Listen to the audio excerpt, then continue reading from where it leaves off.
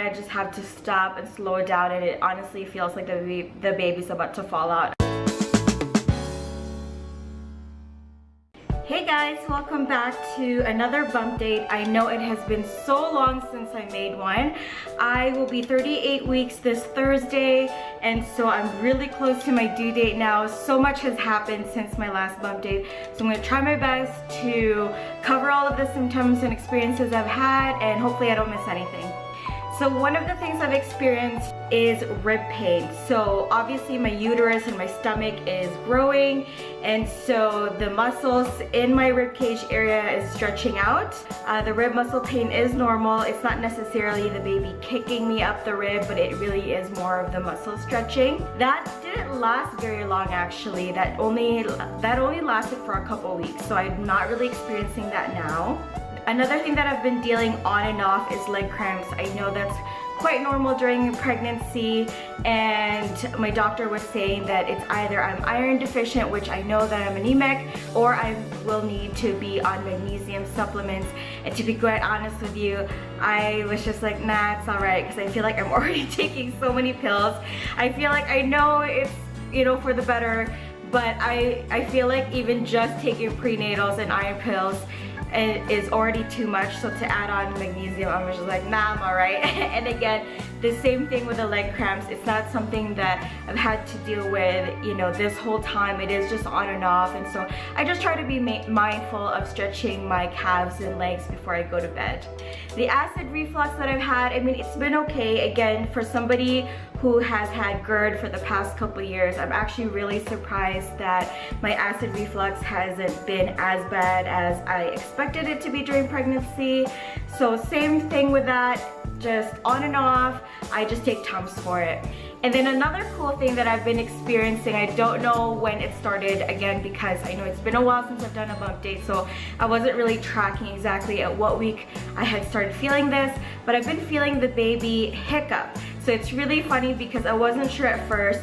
Obviously, I've been feeling a lot of movements, but you know, with him hiccuping, it's very distinct because there's this constant thumping more in the lower, in my lower pelvic area, which apparently, according to Google, that meant that it's an indication that he is head down, which we have had confirmed that he is head down the past couple appointments that I've had. But it's just this constant thumping, and initially I wasn't sure what it was, and then I Googled it, didn't bother bringing it up to the doctor because it's no big deal, but according to Google anyways, that's the baby hiccuping. So it's a really funny kind of feeling. And finally, you guys, this whole time I've had no stretch marks, but they finally came in, I think just before I hit 8 months, and I had like a sudden growth spurt, another sudden growth spurt, I guess.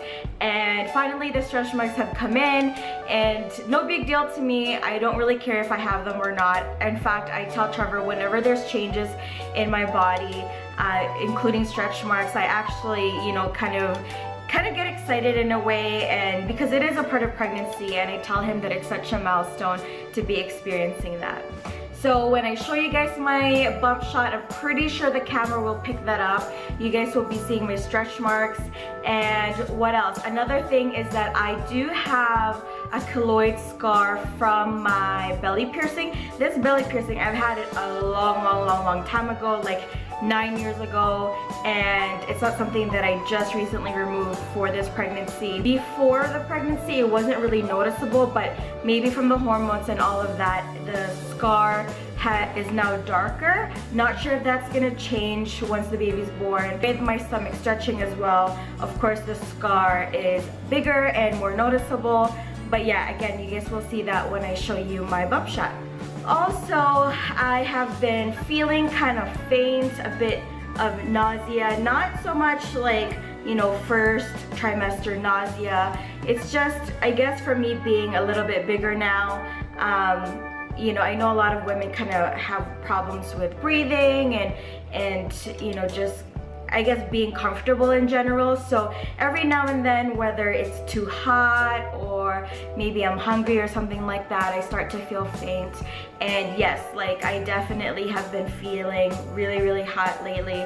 One of the prenatal appointments that I had, I believe it was at again, just before I hit my 8 months, I was told that I wasn't gaining enough weight and that my bump wasn't measuring the way I should have been at that point, and I was a little bit concerned. Now I'm back on track, so no big deal with that. Because I wasn't gaining enough weight, they wanted to do a follow-up ultrasound, and with that follow-up ultrasound, they also ended up finding that the baby has what they call persistent right umbilical vein. It was kind of giving me a bit of anxiety. They had to do a follow-up ultrasound to check the baby's heart. When you have a approved baby, sometimes it's associated with heart defects, but we did confirm that everything is okay.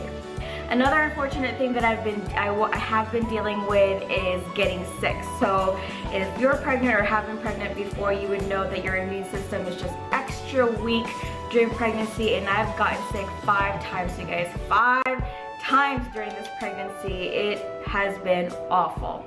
If you follow our vlogs, which you should, same channel here, we did start our birth and babies class.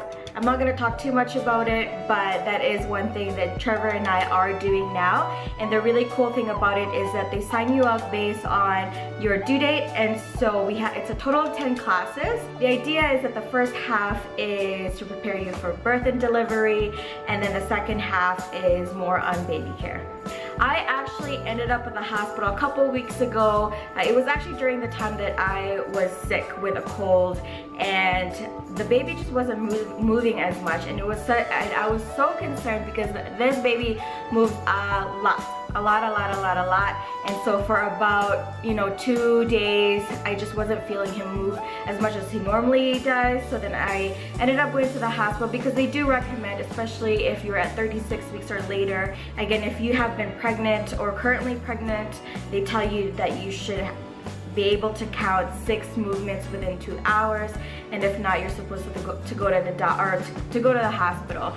And of course, as soon as I park at the hospital, I start feeling him move. I'm like, really?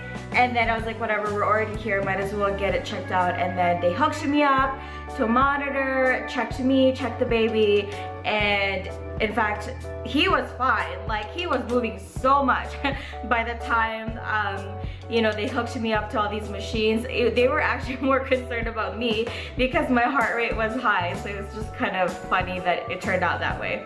Braxton Hicks. I have had Braxton Hicks since the 2nd trimester.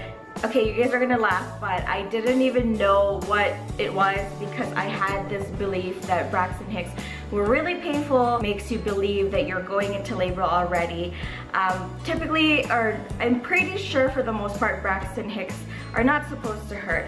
So that's why, and I didn't know that. So whenever I experienced Braxton Hicks, before I knew what it was, it's just this tightening that you feel around your stomach, and then, you know what I mean, just maybe a little bit of discomfort. And I've been having that a lot. I just didn't know what it was.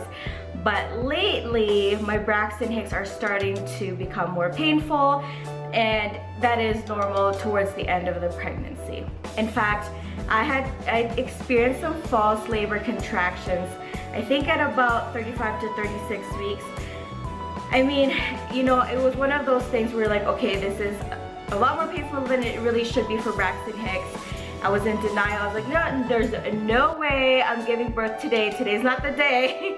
And I kind of just laid there. I didn't really track the duration or anything like that. I probably should have, but obviously I don't have the baby yet. I didn't go into labor. But if I were to guess, it probably lasted for about 20 to 30 minutes. Another unfortunate false alarm that I had was that I thought my water broke, you guys. I had just gotten out of the shower, and the next thing you know, there's just this fluid that comes out of me uncontrollably, and so I was like, ah! Again, that happened at about 36 weeks, so I wasn't really ready to give birth yet. And just like what the doctors have said, and in birth and babies class, they said that if your water breaks, don't wait, just go in right away. And that's exactly what I did. They did a speculum test, I think is what they call it.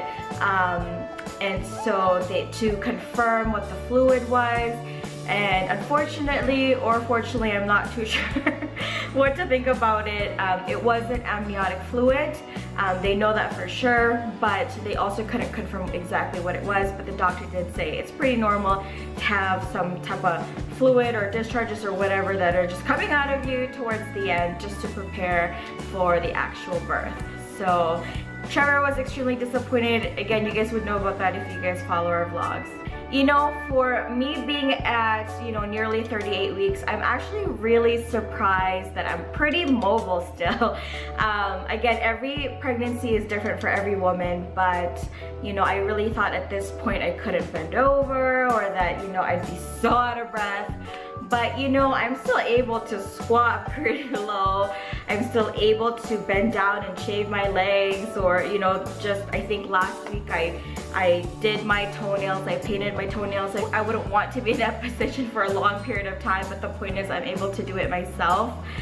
So I'm pretty impressed because, you know, when I get ready for work, if I put socks on or tights on, I believe some women at this point, they couldn't do it themselves, and I'm glad that I'm able to, because when I get ready for work, Trevor's no longer around, so I would have to somehow make it work on my own. So it's worked out in that way.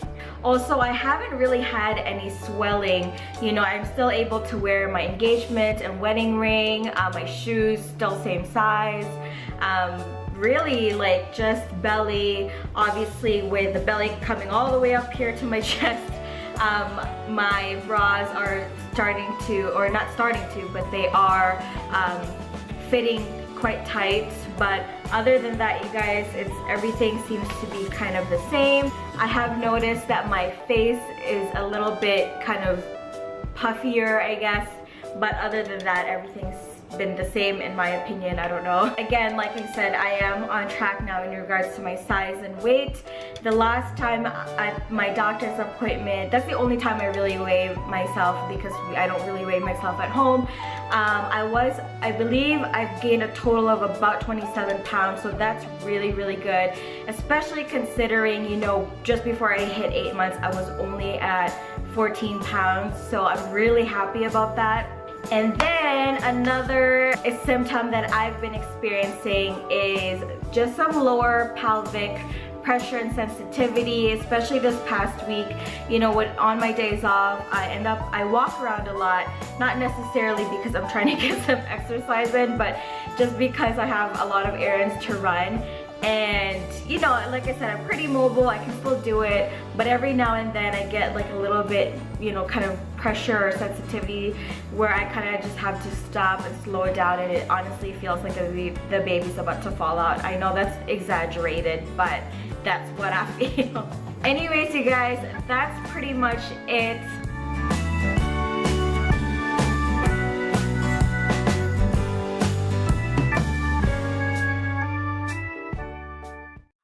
This is gonna be my very last bump date, but we will see. Also, make sure you keep your eye out. We are doing a giveaway, so make sure you join that. And hopefully it won't be too long and you guys will see our baby very soon. Make sure you like and subscribe if you haven't already, and leave us a comment down below, and I'll see you next time. Bye.